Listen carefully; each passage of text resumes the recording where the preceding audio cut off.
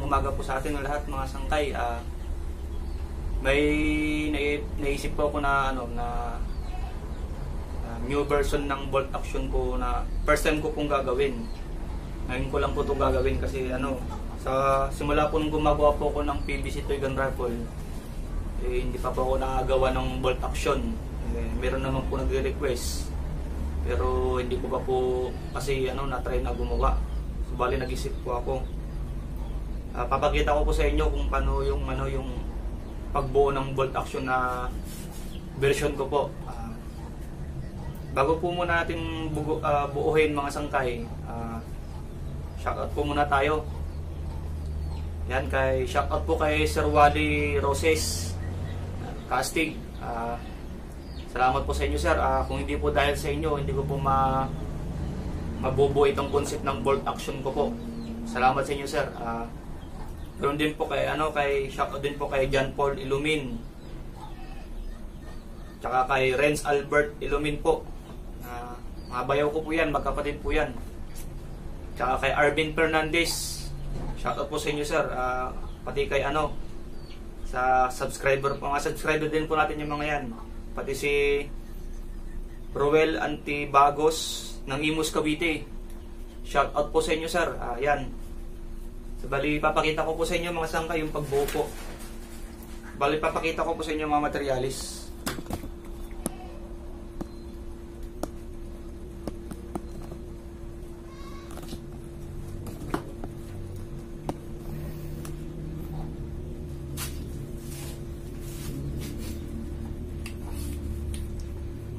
So, bali, ito po yung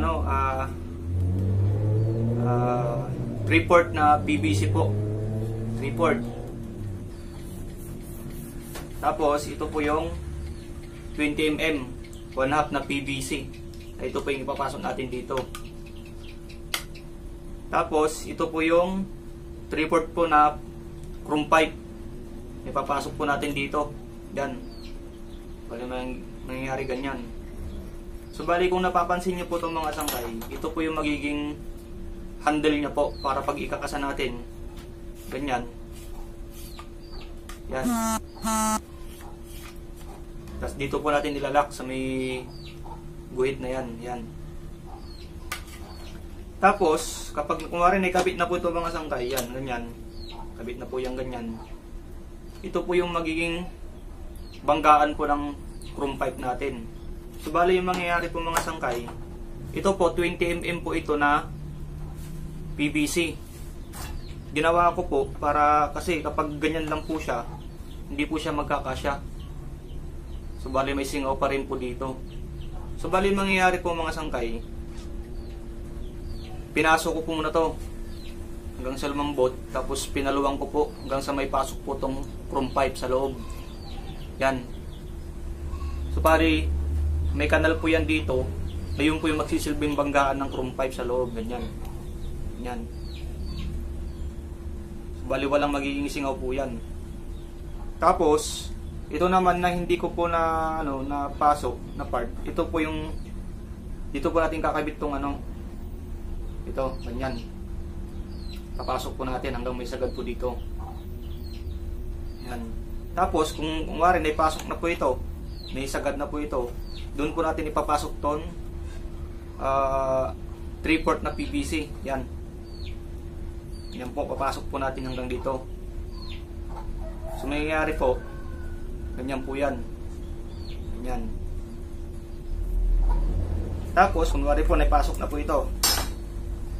Yan, naipasok na yan. Tapos, itong ito po, bago, pag naikabit na po natin sa loob to, ito pong itong element ng antenna po. Papasok po natin dito sa chrome pipe na 1/2 po. So bali yung haba po nito mga sangkay,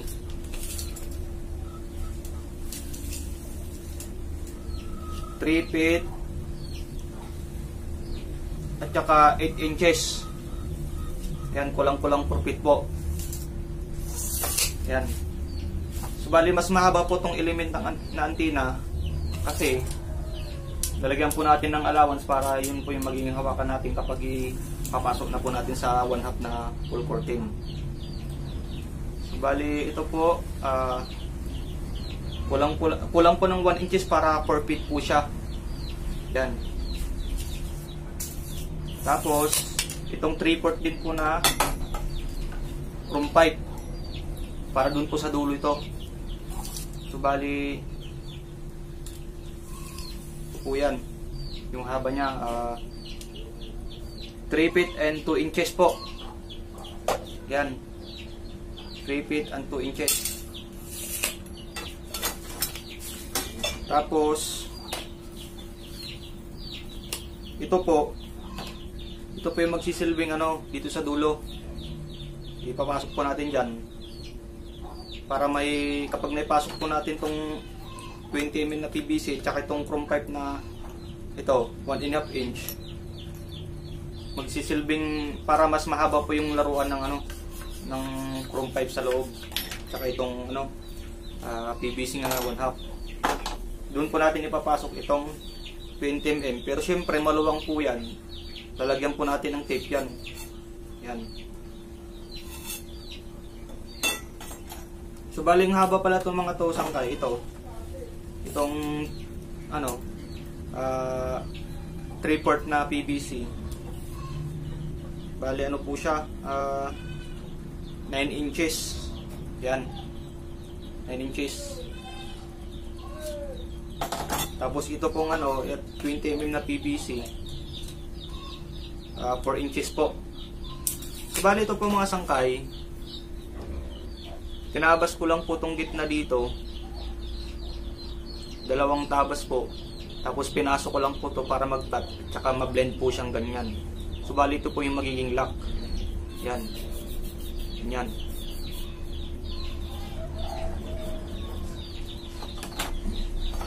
Tapos ito po mga sangkay, kung nakapansin ito, ito coupling na 25 mm.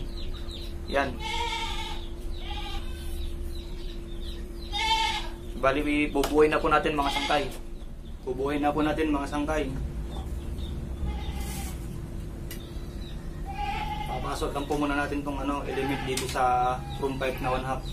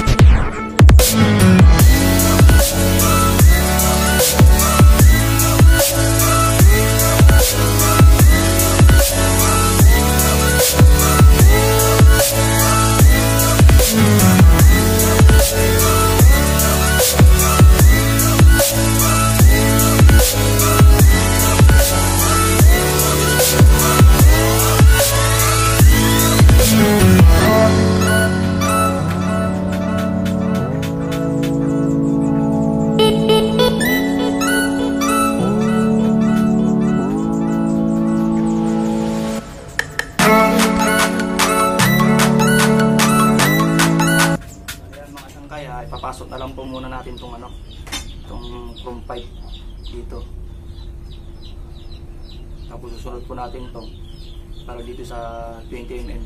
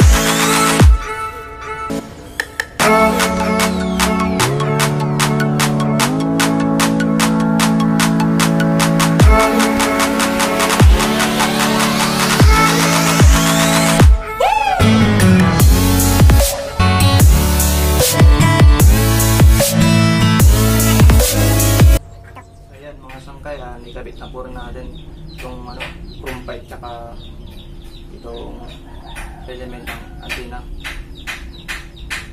So mangyayari po mga sangkay kapag ikakasa po yan, uurong tsaka atras po ito. So ito po yan. Yan.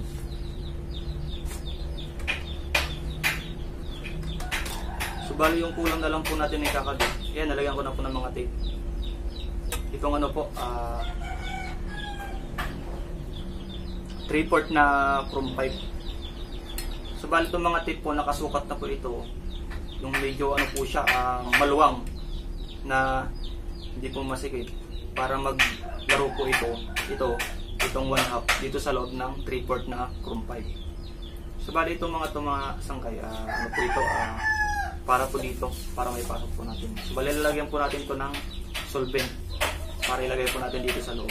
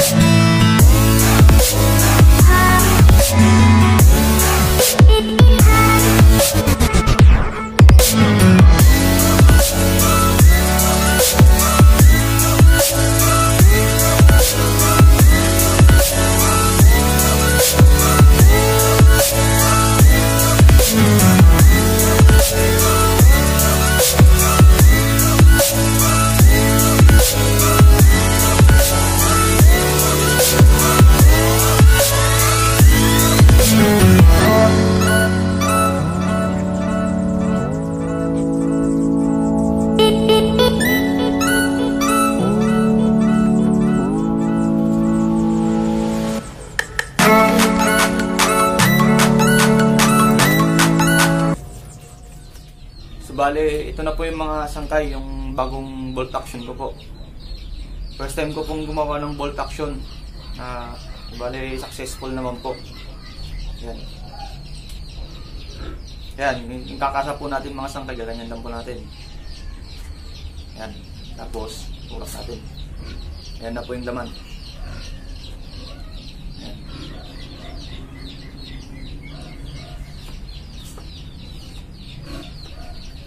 Medyo masikip pa po siya kapag ilalak po natin ng ganyan. Kasi bagong-bagong pa lang po. Pero pag tumagal po, luluwang din po yan kapag tumagal. Yan. Yan. So, ilalak po natin. Tapos bababa lang natin to. Yan.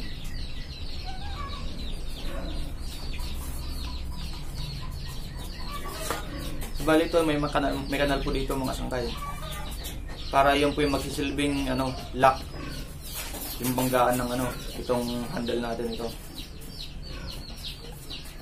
Try po natin mga sangkay, lalagyan po natin ng thinner.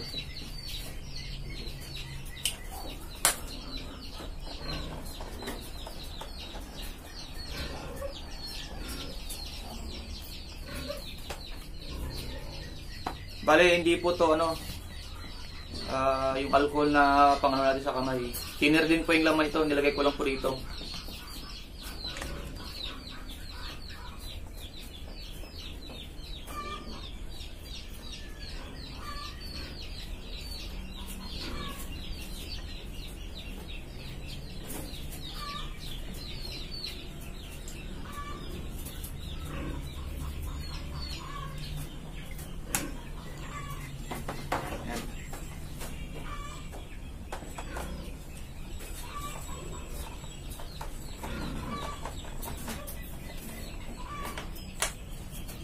Try natin mga sangkay. 5 bomba lang po.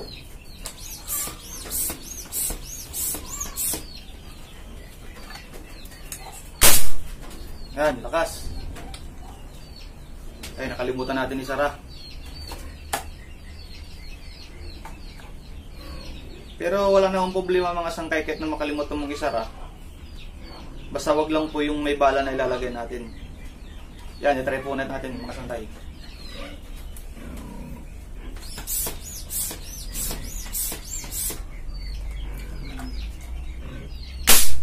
Yan. Wala pong singaw mga sangkay. Okay po.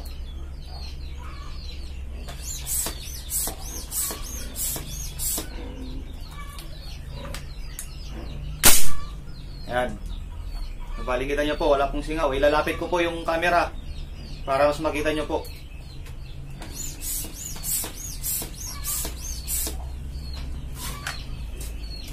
Yan. Bali wala pong singaw mga sangkay. So bali titesihin po natin, babalahan, papayaring tayo sa labas. I-set up ko lang po yung natin, yung target natin. Sa labas tayo mga sangkay. So bali ito po yung magiging target natin mga sangkay. Yan. Yun po tayo pibisto sa dating pisto natin dulo. Saan po natin mga sangkay yung firing test.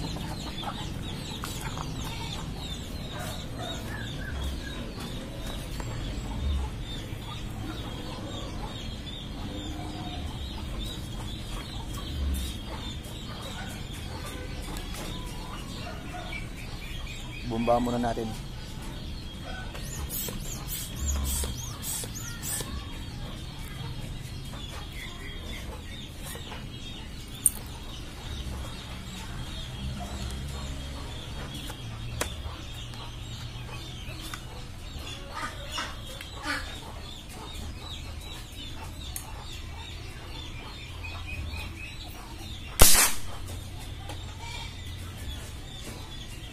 Sa pool.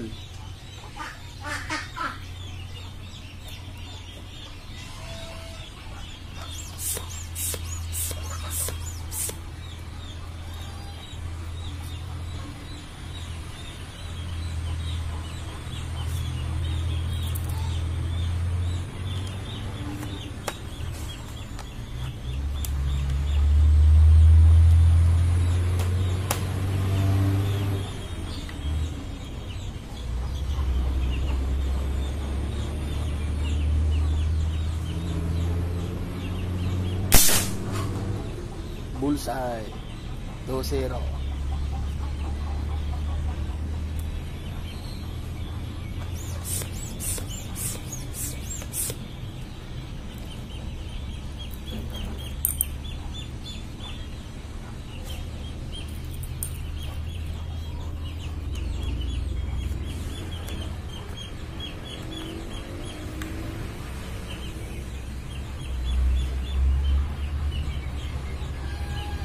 Gumagalaw yung lata partida.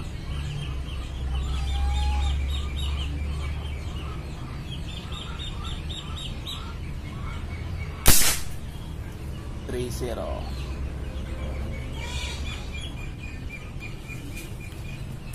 Isa pa.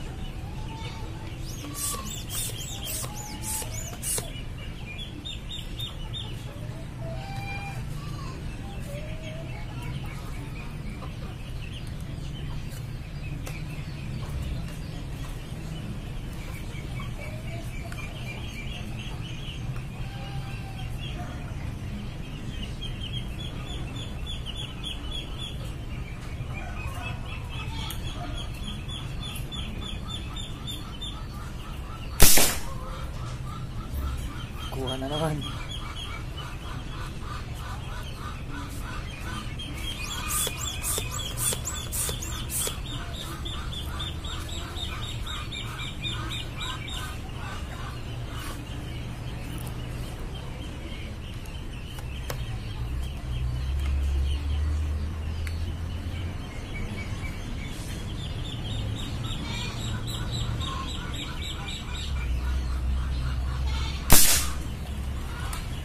Silip na mo, pagka rin yung bala na. Ay, ang adit di mordong.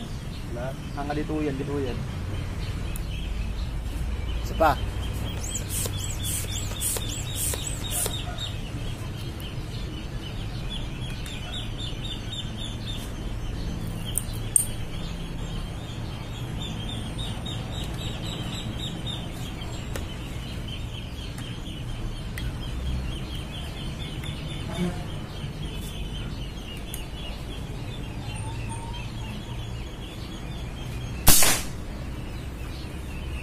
Maniwala niya.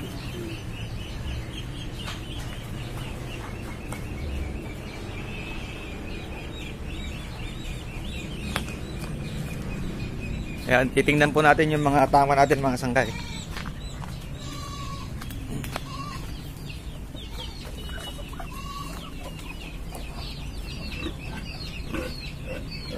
Bale yan po. Halos magkakadikit po yung tama. Wala pong mintis kanina sa 5 putok.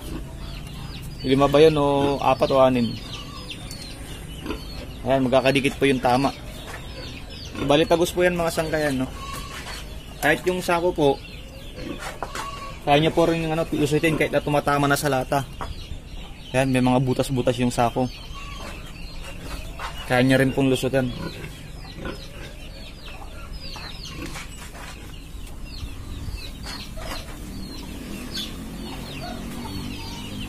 Try po natin na ulit mga sangkay.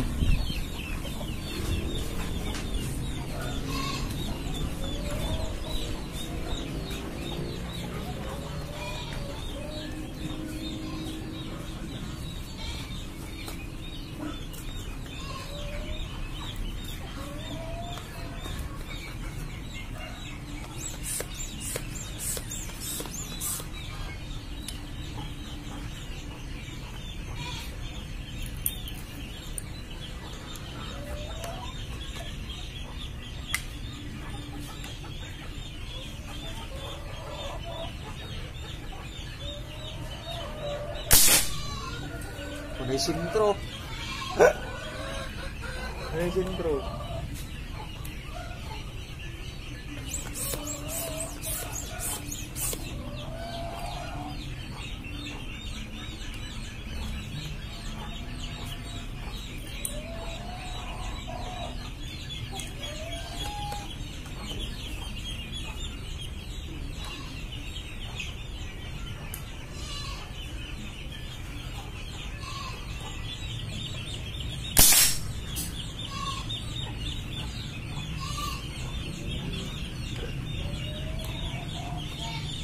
Parpargilatan.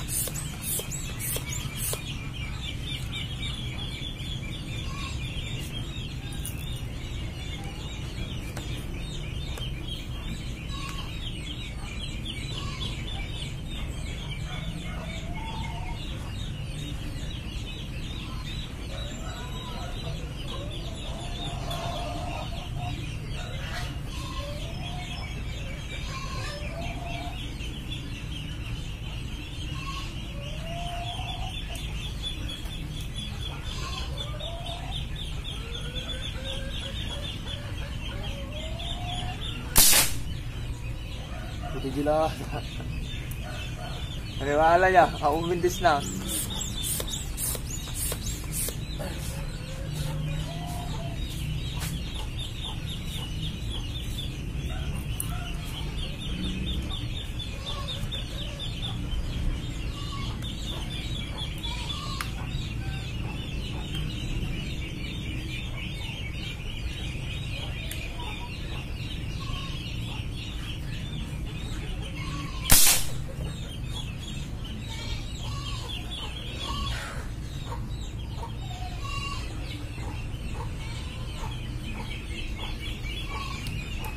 Ayos mga sangkay, walang mintis.